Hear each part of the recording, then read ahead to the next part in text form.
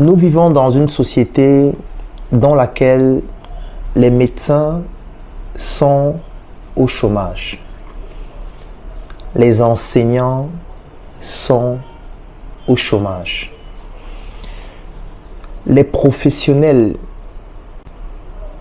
de plusieurs secteurs d'activité se retrouvent en sous-emploi ou alors tout simplement ne bénéficient pas d'un emploi de qualité avec des conditions de travail optimales qui pourraient leur permettre de s'épanouir, de vivre au lieu de survivre au quotidien.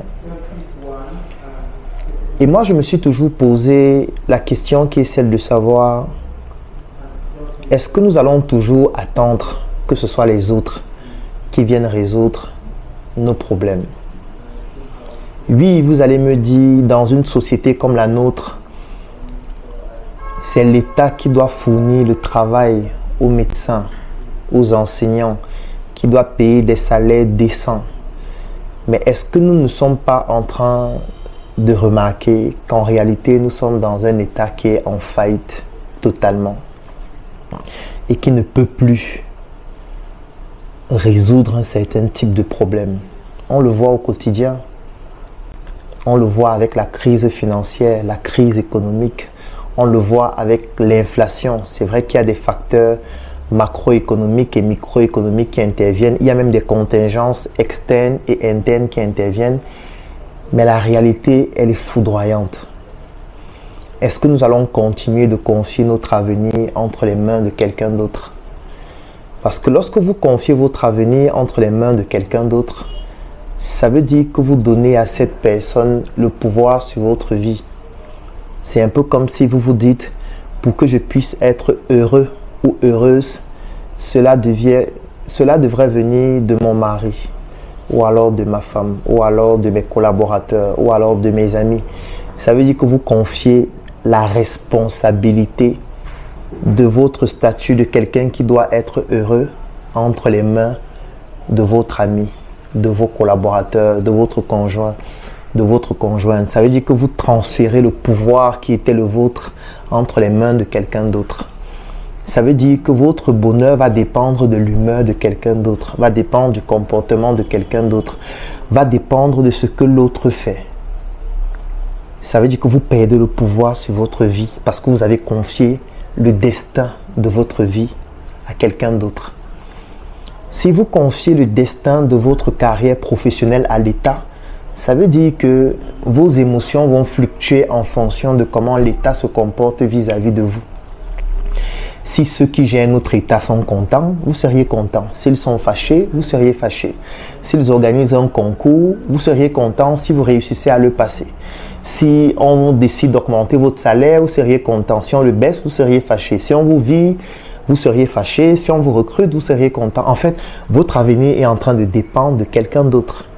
Est-ce qu'il ne serait pas temps que nous puissions prendre notre destin en main et considérer le travail de l'autre comme la cerise sur le gâteau, c'est-à-dire c'est nous-mêmes qui devrons concevoir notre gâteau et l'autre, s'il le souhaite, il pourra mettre une cerise ou alors compléter des ornements dessus, mais nous allons travailler nous-mêmes pour concevoir notre gâteau. Et pour concevoir ce gâteau qui doit nous permettre d'être heureux, nous devons nous mettre ensemble parce que seul, vous ne pouvez pas faire grand-chose. Un médecin seul ne peut pas résoudre les problèmes du système sanitaire dans notre pays. Un enseignant seul ne peut pas résoudre les problèmes du système éducatif dans notre pays. Mais 1000 enseignants, ensemble, peuvent faire en sorte que les choses changent. Parce que 1000 enseignants peuvent faire quelque chose de très simple. On va prendre la calculatrice. Alors, là, je viens de prendre ma calculatrice. 1000 enseignants. Supposons que 1000 enseignants décident chacun de contribuer 100 000 francs en une année. Ça veut dire qu'en une année, chaque enseignant se dit, il faudrait que je réussisse à épargner 100 000 francs. Alors, je tiens à vous préciser que 100 000 francs d'épargne en une année, si je prends 100 000 francs, je divise par 12, ça fait 8 333,33 francs. Ça veut dire que chaque enseignant devra épargner environ 8 400 francs, si on veut même arrondir par excès, par mois. 8 400 francs par mois. Ça veut dire que considérons même que vous avez un salaire médiocre, vous avez des conditions de travail exécrables, mais malgré ça, vous vous battez et vous épargnez 8 400 francs par mois. Si vous épargnez 8 400 francs par mois, en 12 mois, ça fait 100 800 francs. Si vous êtes 1000 enseignants à le faire, on va multiplier par 1000. Ça fait plus de 100 millions en une année. On va diviser 100 millions par 4. Ça va faire plus de 25 millions. Avec 25 millions, on peut créer une école. Oui, c'est possible. Ça veut dire que si 1000 enseignants décident de se mettre ensemble, chaque enseignant épargne 8 400 francs par mois. Au bout de 12 mois, les 1000 enseignants vont constituer une épargne de plus de 100 millions. Et les 100 millions seront suffisants pour construire au minimum 4 écoles. Les 4 écoles vont recruter les mêmes 1000 enseignants pour enseigner dans ces 4 écoles. Il y en aura certains qui seront enseignants de français, enseignants d'anglais, enseignants de philosophie, enseignants même vacataires en fonction du niveau de chacun. D'autres seront proviseurs, d'autres surveillants général, d'autres censeurs, d'autres enseignants de sport, d'autres seront dans le conseil d'orientation. Ça veut dire que cet argent qui a permis de créer ces écoles va encore permettre de recruter les mêmes enseignants, va encore permettre de payer les mêmes enseignants parce que ces enseignants vont être les haut-parleurs sur le plan du marketing de ces 4 écoles.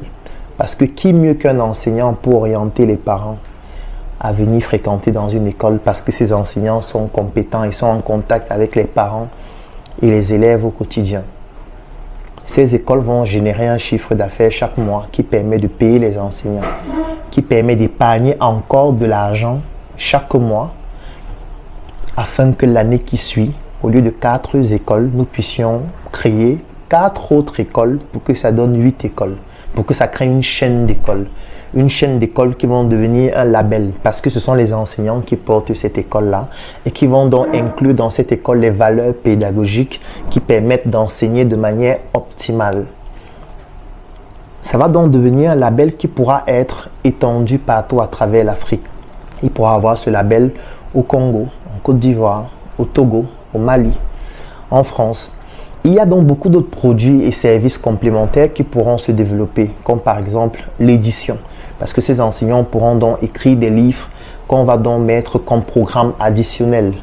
Ces livres vont être imprimés par une imprimerie qui appartient toujours au collectif des enseignants. La maison d'édition appartient au collectif des enseignants. Les enseignants pourront créer un atelier de couture qui va coudre les tenues que les élèves vont porter. Il y aura beaucoup d'autres produits et services complémentaires qu'on pourra proposer. Et qui va donc gagner? Ce sont ces enseignants. Maintenant, si la cerise sur le gâteau, qui est dont l'État vient dire, OK, nous allons subventionner votre école, nous allons vous aider avec par exemple tel matériau, nous allons par exemple contribuer à développer tel secteur de votre école, ce sera juste la cerise sur le gâteau. Mais le gâteau aura été constitué par vous les enseignants, vous-même. Vous auriez enlevé le pouvoir que vous avez confié aux autres et vous auriez pris ce pouvoir vous-même pour développer vous-même vos propres projets. Moi, quand j'ai fini la fac de médecine, c'est ce que j'ai fait. Avec des projets comme SOS Médecins Cameroun, avec des projets comme Médecin 2.0. Donc, je ne suis pas en train de parler de quelque chose qui est utopique. Je parle de quelque chose que moi-même j'ai réussi à réaliser avec des collègues. Est-ce que c'est facile? Non. Si c'était facile, tout le monde le ferait. Est-ce qu'il y aura des problèmes d'ego? Oui. Est-ce qu'il y aura des difficultés dans le management? Oui. Est-ce qu'il y aura parfois des détournements? Oui. Est-ce qu'il y aura des challenges? Oui, comme tout projet, comme toute réalité, comme la vie. Si nous sommes des humains, c'est tout à fait normal que nous ayons des failles.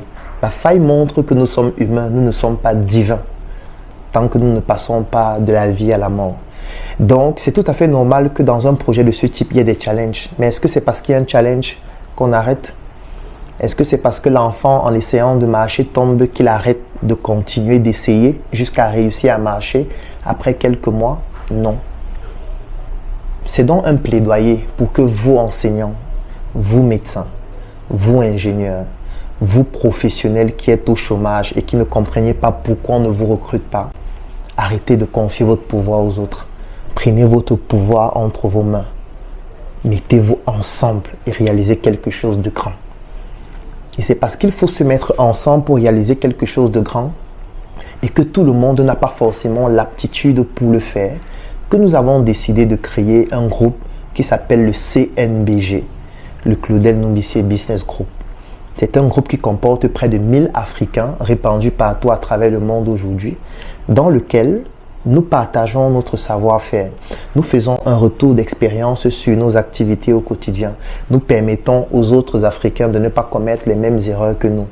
Nous partageons nos opportunités. Nous permettons aux autres membres de gagner des marchés ou alors nous offrons la possibilité de pouvoir mettre à la disposition des autres membres nos compétences pour leur permettre de pouvoir résoudre les difficultés dans leurs projets. Nous publions des chroniques au quotidien qui permettent à chacun des membres de pouvoir se mettre à jour, de se documenter, de s'actualiser et de pouvoir comprendre quelles sont les nouvelles opportunités à saisir. Mais surtout, nous mettons sur pied des projets que nous développons ensemble. Parmi ces projets, nous avons la tontine structurelle africaine que nous avons démarrée. Nous avons le projet Njoka, qui est une industrie agroalimentaire. Nous avons le projet Smart City, où nous sommes en train de construire des logements qui vont être mis en vente pour permettre à des personnes d'avoir des logements de qualité. Et il y a d'autres projets qui viendront au fur et à mesure de ce type-là.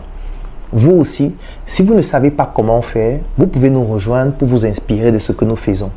Mais surtout, vous pouvez le faire vous-même, entre vous enseignants, entre vous médecins, entre vous ingénieurs. C'est tout à fait possible.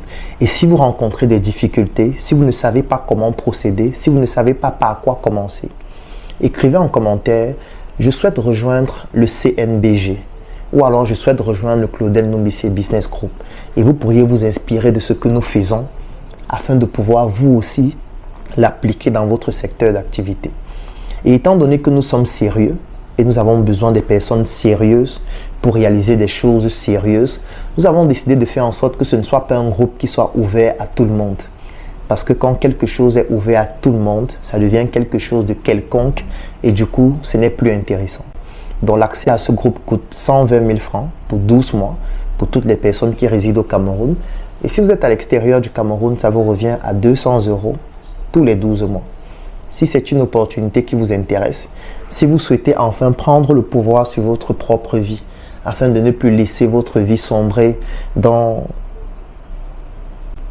les mains des autres ou alors dans la providence, rejoignez le Claudel Numbissier Business Group en écrivant tout simplement en commentaire « Je souhaite rejoindre le Claudel Numbissier Business Group » ou écrivez en inbox ou contactez-nous ou passez dans l'un de nos sièges. Nous avons 2 sièges dans la ville de Yaoundé. L'un qui est le Numbissier Resource Centers à la nouvelle route Bastos. Vous allez voir l'immeuble Y Building au 3e étage. Le deuxième siège à Yaoundé, c'est au carrefour Isakam. Vous allez voir le siège de la Startup Academy. Nous sommes situés à Douala, à Ancien Number One, plus précisément à Aqua, non loin de la douche. Vous allez voir le siège de la Startup Academy. Nous sommes situés à Tchang, au marché photo. Vous allez voir le siège de la Startup Academy. Nous sommes situés en Côte d'Ivoire, dans une prestigieuse commune qui s'appelle Cocody. Vous allez voir le siège de la Startup Academy. Nous avons des représentations dans plusieurs autres pays en Afrique. Donc, vous pouvez passer aussi de manière physique dans l'un de nos sièges. À Douala même encore, nous sommes situés toujours à côté de Bercy. Bercy, vous allez voir le siège de The Factory et de Startup Cosmetics. C'est situé juste à côté de Bercy. Encore là-bas, vous pouvez nous retrouver physiquement afin qu'ensemble, nous puissions bâtir des projets d'une envergure beaucoup plus importante. Donc, écrivez en commentaire « Je souhaite rejoindre le CNBG » ou alors contactez-nous inbox et nous allons entrer en contact avec vous pour vous permettre de pouvoir enfin prendre le pouvoir sur votre propre vie et développer des solutions qui vont vous être utiles à vous en premier. Mais sachez que pour le faire, il faut qu'on soit ensemble.